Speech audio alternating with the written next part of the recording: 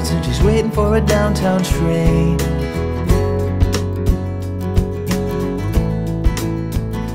Yeah, in the high-heeled boots with the straps hung low and her head hanging down in shame.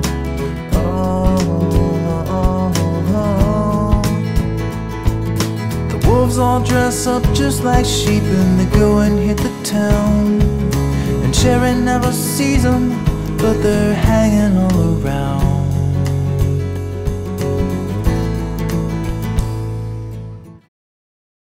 Daniel Pierre-Jean, bonjour et bienvenue au Salon du Livre de La Rochelle.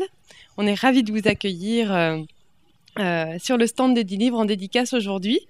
On s'était déjà retrouvés au Salon du Livre historique de Blois en octobre dernier et on présente aujourd'hui donc Maki de Loris qui est récompensé par le prix Charles Péguy 2010 qui vous sera remis très prochainement puisque ce sera le jeudi 9 décembre, donc cette semaine, par le petit-fils de Charles Péguy en personne. Donc on sera ravis d'être avec vous à cette cérémonie de remise des prix. Et à cette occasion, je vous propose qu'on revienne sur ce roman.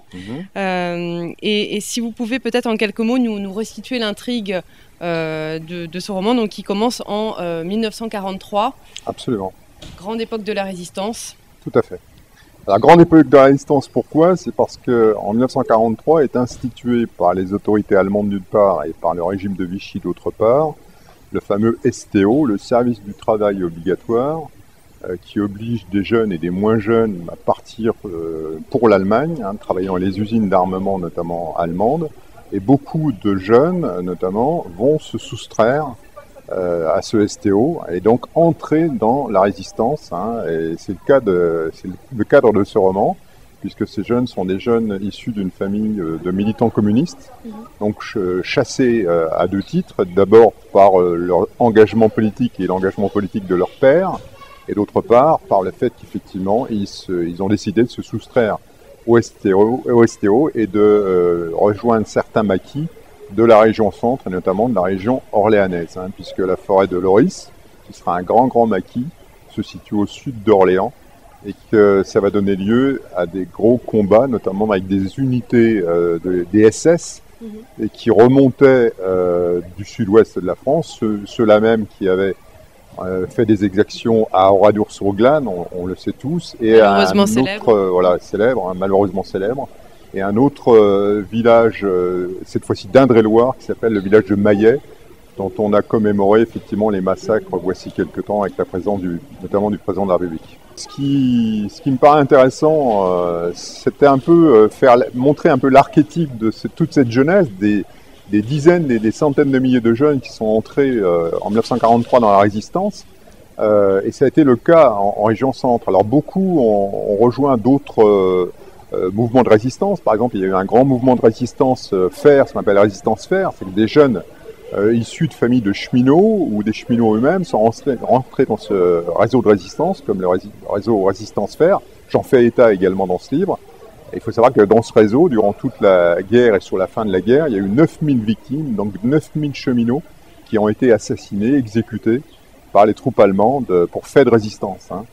Il y a d'ailleurs tout un débat actuellement autour de la résistance et surtout autour de la SNCF. Vous savez qu'elle est poursuivie en matière de transport de déportés, notamment de déportés juifs vers les camps. Moi, ma vision, c'est que l'entreprise nationale, la SNCF, avait peu de choix possibles, peu de marge de manœuvre, et qu'il y avait une telle pression de l'occupant et du régime de Vichy, qui a été un régime de collaboration effective, qu'il n'y avait pas d'autre choix. Mais beaucoup de jeunes, justement, sont entrés dans la résistance, sont entrés dans les maquis, sont entrés dans ces mouvements, et ont combattu vraiment au péril de leur vie. Pour préparer cette interview, Daniel Pierre-Jean, je vous ai demandé de choisir un passage du roman qui, pour vous, est symbolique, enfin représentatif de ce roman Maki de Loris, qui donc sera récompensé cette semaine, je le répète, par le prix Charles Péguy. Quel passage avez-vous choisi? Alors j'ai choisi un passage sur la fin de l'ouvrage qui concerne effectivement la vie et surtout l'action de cette famille, puisque cette famille c'était avant tout trois hommes. Le père, bien sûr, militant communiste de la première heure, le fils, un des fils qui lui avait rejoint Smaki et qui justement deviendra un officier de la première armée française et arrivera à conquérir au sein de cette première armée l'Allemagne, une partie du territoire allemand, et notamment Berchtesgaden qui était le nid de l'aigle d'Hitler. Et puis le troisième, qui était le plus jeune, qui lui sera déporté dans un camp d'extermination, le camp de Dachau, notamment, avec son oncle. Et donc j'ai choisi les derniers jours d'avril 1945, où notamment le jeune lieutenant Antoine Marker atteint le nid de l'aigle avec ses soldats. Donc je vais vous lire ce passage. C'est le chapitre 19 qui s'intitule Victoire. Donc je commence cette lecture. Allemagne, avril 1945. Curieusement, en ces derniers jours d'avril 1945, la neige recouvrait d'une blancheur immaculée la campagne bavaroise. Ça se trouve en Bavière. Il faisait encore très froid malgré ce soleil cru qui inondait la campagne. Le convoi militaire venait de pénétrer en Autriche, le pays annexé par Hitler, qui faisait partie depuis 1936 du Grand Reich.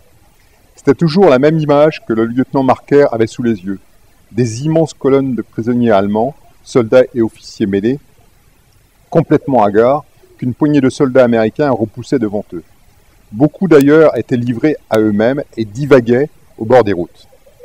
Autriche, mai 1945. Avant son départ, bien avant l'aube, le jeune lieutenant Antoine Marker avait lu ses ordres d'opération de ce 5 mai 1945. On se situe à 2 jours de la fin de la guerre. Donc on est vraiment, je dirais, à l'issue de ce conflit qui fera 56 millions de victimes. Il devait rejoindre le camp d'extermination de Mauthausen, ça se situe effectivement en Autriche, sur le sol autrichien, afin d'en prendre en charge les détenus français. C'était le dernier camp d'extermination que venaient de libérer les armées alliées, et il s'attendait à vivre avec ses soldats des moments très durs. Anne de Boismont avait pris place dans la Jeep.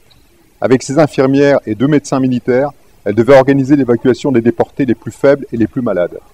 Le jeune officier français venait d'ordonner à la colonne, surtout composée d'ambulances Dodge et de camions GMC remplis de civières, de stopper sur le bord de la route, à l'entrée d'un village autrichien. « Allez les gars » avait-il dit, « dégourdissez-vous un peu les jambes et fumez une cigarette » aux chauffeurs et aux soldats qui l'accompagnaient. Il avait déplié une carte d'état-major sur le capot de la Jeep et s'efforçait d'en déchiffrer les noms en allemand. Un attelage tiré par 2 chevaux avec un villageois venait à sa rencontre. Il les regardait arriver vers lui. « Allez me chercher immédiatement le sergent Scholl » avait-il demandé à son chauffeur. Quelques instants plus tard, le sergent Alfred Scholl l'avait rejoint. D'origine alsacienne, Scholl parlait couramment allemand, était le traducteur en titre de l'unité de l'armée française. Voilà.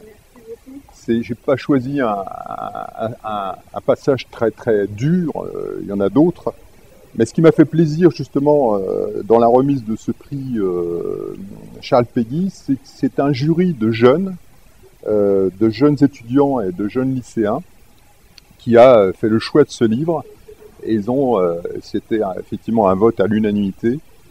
Ça leur a fait découvrir effectivement comment des jeunes de leur âge, dans une époque différente, se sont absolument impliqués dans la défense de grandes valeurs comme la défense des droits de l'homme, comme la liberté, etc. Donc ça a été très important et ça m'a fait énormément plaisir de recevoir ce prix.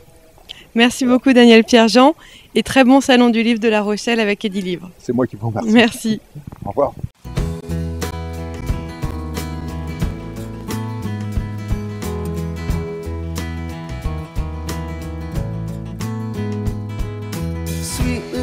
Got her hands in her pockets and she's waiting for a downtown train.